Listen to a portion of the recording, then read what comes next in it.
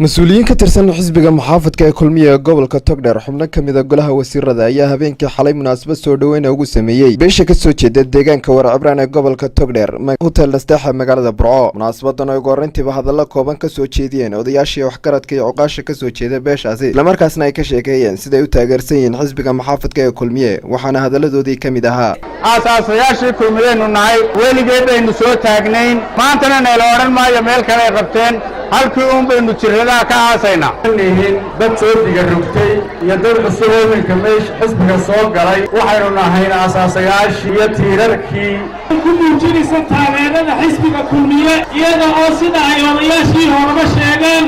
aynu xisbiga ahayn aasaasyaashiisii haddii beelti cabdilada wanaageen ay go'aansatay iyada oo awalba ahayd aasaasyaashii xisbiga kulmiye iyo halgamayaashii xisbiga kulmiye hadday caawa go'aan ku gaadhay inay taageeradeeda halkan ku muujiso oo ay xisbiga u muujiso taageero insha Allah inuu fariintaasi iyo fariintayada oo dhammaan ay gaadho annagoo ah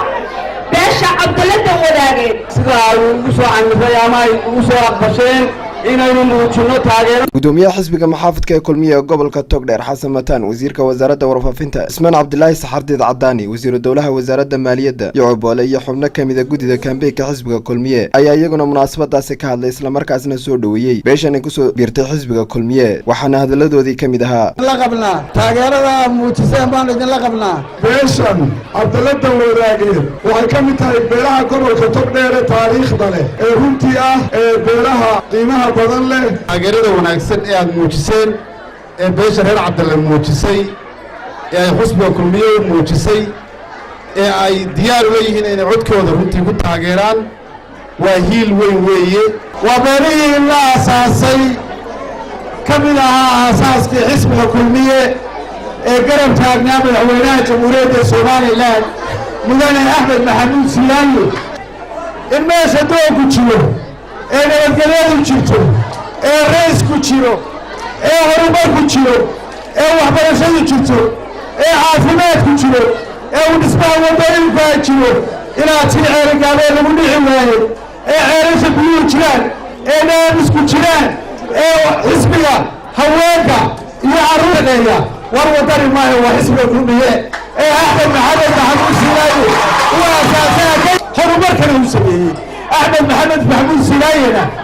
madaxweynaha jamhuuriyadda Soomaaliland waa dabal qaranka noocsano ilaahay cimrigiisa raajiyay rag baa ka sheekeynaya wax la aasay iyo wax la dhiban war markaas uu leeyahay xisbiga madaxweynaha jamhuuriyadda Soomaaliland magaalada ninka kursiga madaxweynaha jamhuuriyadda Soomaaliland waxa weeye dowladda jamhuuriyadda Soomaaliland wax kasta ay kala tirsanayso ka shaqeeya wada noolaanshaha iyo dadku waxay soo yahay Ayaanle Xasan Salebaan ayaa la BMTV-ga caalamiga Somali News magaalada Burco.